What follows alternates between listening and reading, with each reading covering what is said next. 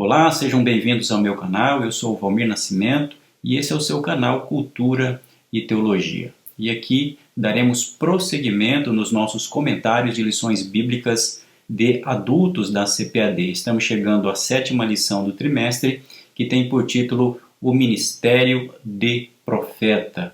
Agora falando especialmente sobre os dons ministeriais.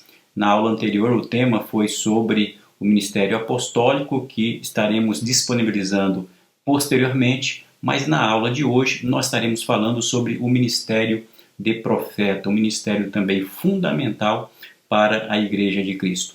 Antes de entrarmos propriamente no comentário da lição de hoje, eu deixo aqui o meu pedido para você que ainda não é inscrito no canal, inscreva-se, faça parte dessa comunidade para receber a atualização, as notificações do YouTube todas as vezes que eu postar um novo conteúdo aqui no canal, ok? Então vamos lá para o comentário da lição de hoje. O texto áureo da lição diz o seguinte: E a uns pôs Deus na igreja, primeiramente apóstolos, em segundo lugar profetas, em terceiro doutores, depois milagres, depois dons de curar, socorros, governos, variedade de línguas. 1 Coríntios, capítulo 12, e o versículo 28. A verdade prática da lição diz: o ministério de profeta é fundamental para a Igreja de Cristo nos dias atuais. Portanto, o tema que estaremos estudando hoje é o ministério profético, mais um dom ministerial que nós encontramos no Novo Testamento, mais especialmente nas cartas de Paulo. Nós vamos estudar esse dom ministerial à luz das Escrituras, mas, sobretudo, iremos considerar o contexto histórico e cultural do Antigo Testamento e também do Novo Testamento. Nós iremos também compreender a importância desse dom ministerial para a Igreja na atualidade.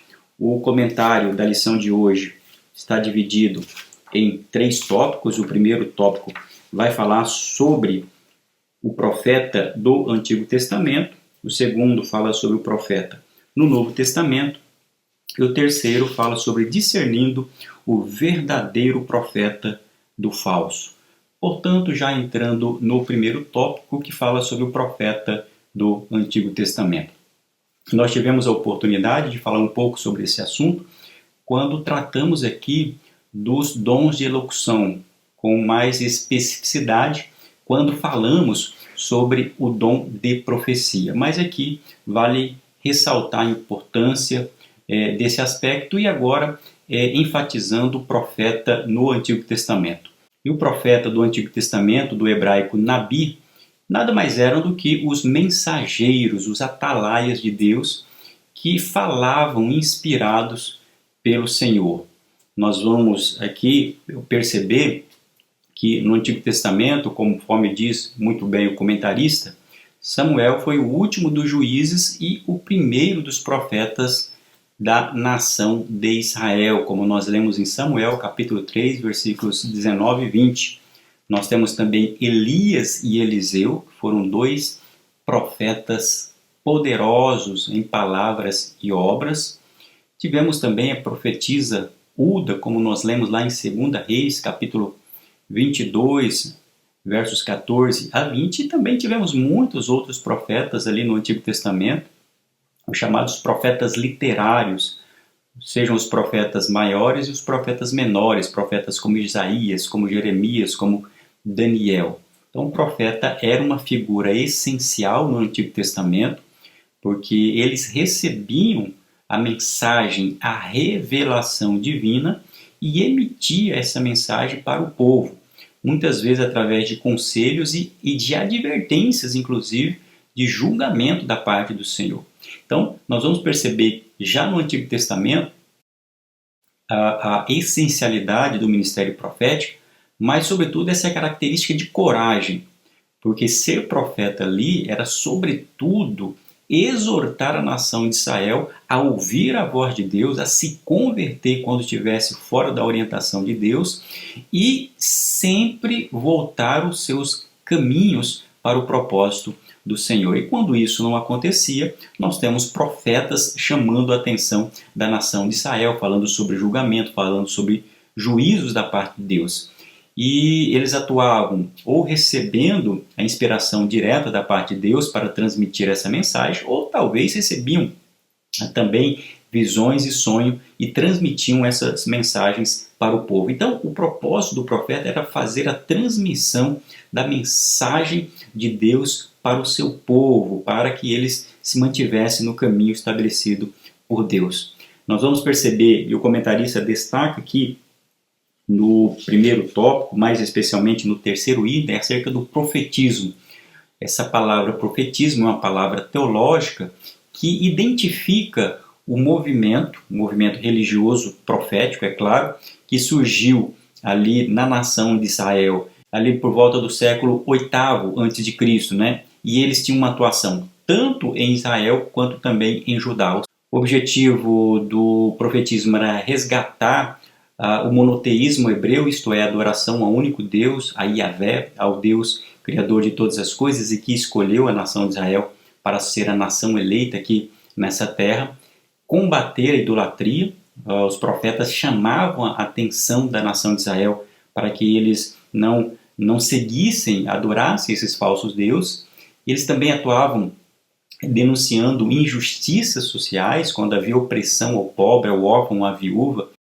Os profetas, ouvindo e manifestando a palavra de Deus, chamavam a atenção, inclusive, de reis e até mesmo de sacerdotes, quando eles destoavam da vontade divina, e também proclamar o dia do Senhor e também reavivar a esperança messiânica, ou seja, as promessas acerca da vinda do Messias. E um dos principais profetas que nós temos nesse sentido é o próprio profeta Isaías. Ao falarmos sobre os profetas no Antigo Testamento, agora nós destacamos e os profetas no Novo Testamento. Existe profeta no Novo Testamento, já que nós estamos falando aqui de dom ministerial no Novo Testamento e na atualidade, existe profeta no Novo Testamento? Alguém duvida de que possa existir no Novo Testamento esse ofício ministerial ou esse dom ministerial profético?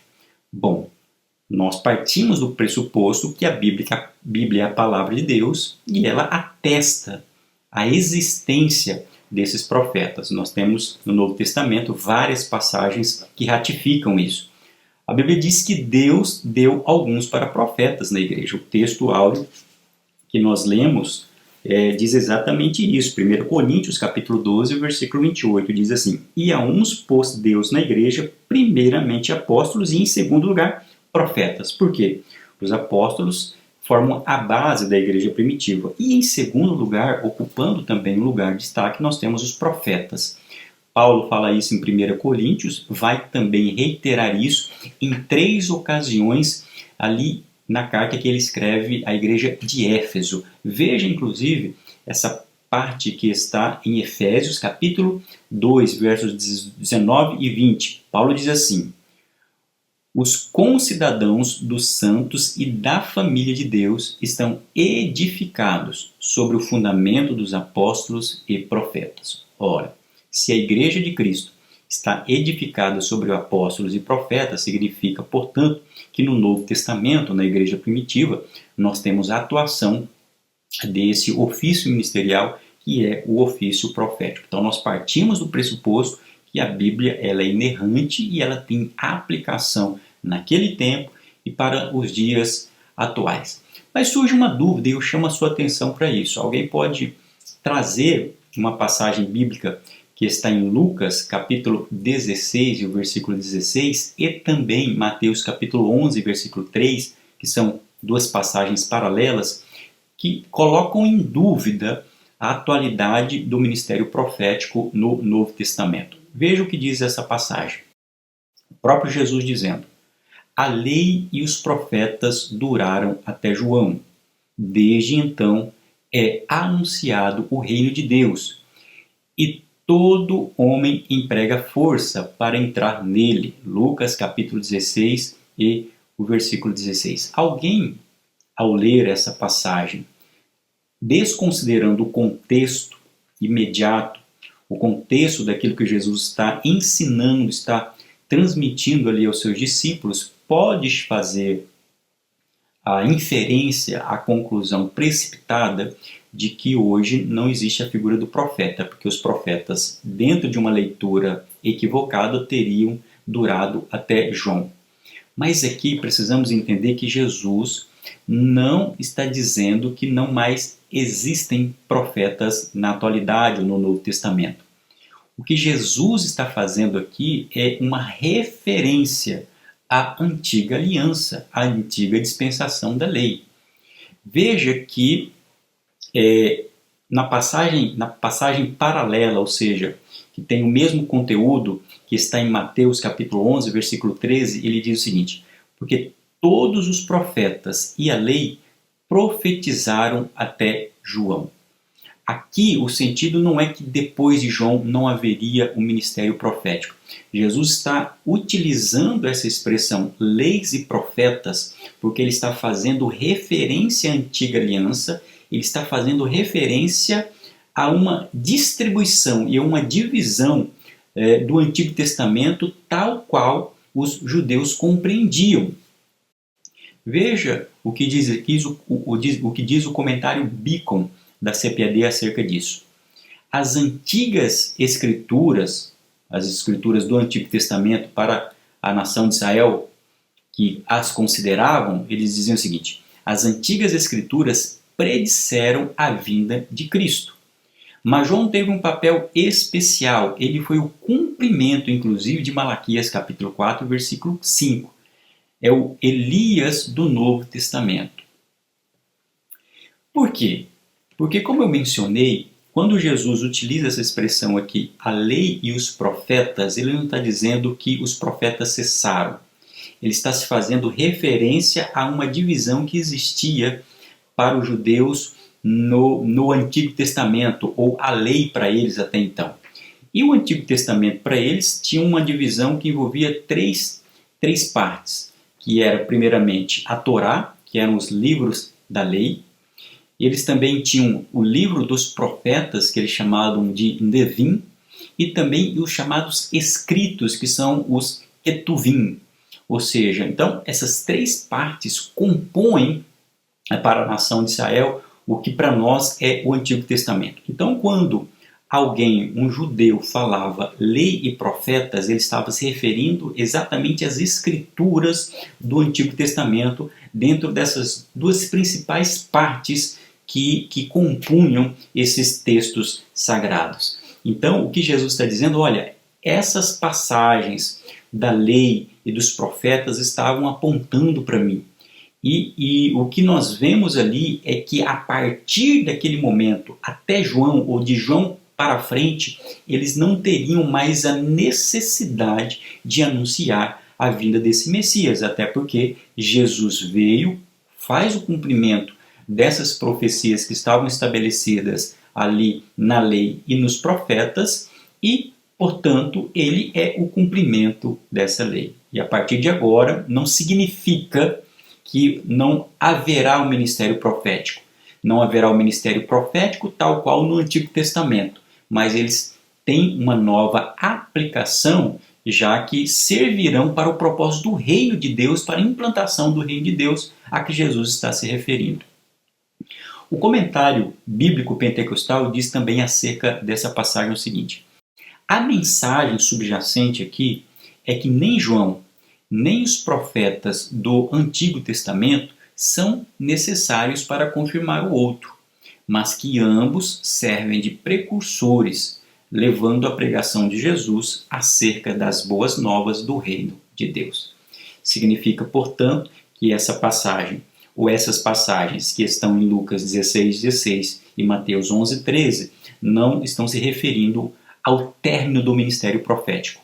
Está se referindo talvez ao termo do ministério profético, tal qual no Antigo Testamento, que apontava para o Messias. O Messias já veio. Agora, o profeta no Novo Testamento, ele tem uma nova incumbência, ele tem semelhanças, obviamente, com o ofício, o ministério do Antigo Testamento, mas agora ele tem um propósito adicional, que é realmente servir a Igreja de Cristo. E respondendo à pergunta, existem profetas no Novo Testamento? Sim, existem profetas no Novo Testamento. O próprio livro de Atos vai falar isso. Veja o que está em Atos, capítulo 15, versículo 32. Depois, Judas e Silas, que também eram profetas, anote aí, que também eram profetas. Veja o que Lucas está dizendo aqui. Exortaram e confirmaram os irmãos com muitas palavras. Olha que coisa interessante. Então, dois personagens fundamentais no Novo Testamento, que são Judas e Silas, aqui eles são chamados de profetas. Olha que coisa interessante. Ou seja, nós temos a atuação dos profetas no Novo Testamento. E o que significa isso? O que significa atuação profética no Novo Testamento? O comentarista destaca o seguinte: este ofício consiste em proclamar e interpretar a palavra de Deus por vocação divina, com vistas à admoestação, exortação, consolação e edificação da igreja.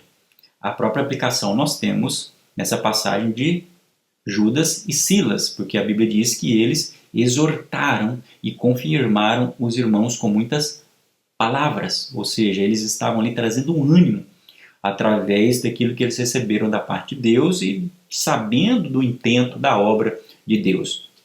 No caso de Judas e Silas, as instruções e exortações inspiradas pelo Espírito encorajaram e fortaleceram a igreja pelo poder profético.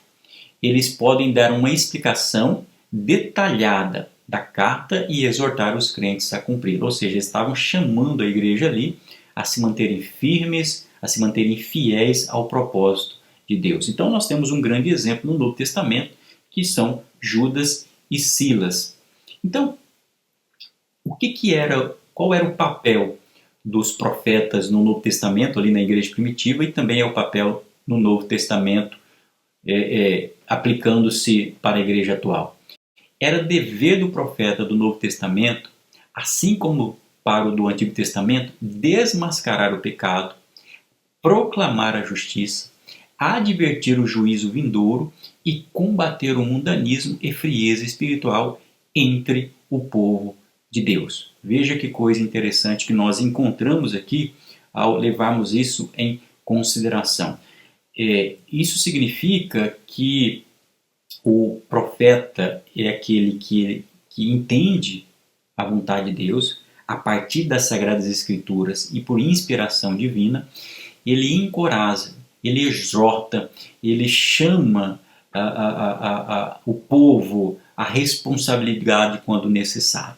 Eu poderia dizer que ao longo da história cristã, um homem que eu poderia destacar como um profeta que atuou com coragem, porque para ser um profeta precisa ter coragem, foi o reverendo pastor David Wilkerson, que teve um papel muito importante no evangelicalismo norte-americano e que sempre chamou atenção pelas suas exposições, pelas suas pregações, pela contundência, pela coerência, pela defesa da santidade, o combate ao pecado, e inclusive com um livro muito importante que foi Toca Trombeta em Sião, que foi uma mensagem poderosa, tanto para os Estados Unidos, para o mundo todo que teve acesso a esse conteúdo. Então, lembrando aqui desse personagem que é um profeta contemporâneo, já faleceu, mas é um profeta dessa nossa era.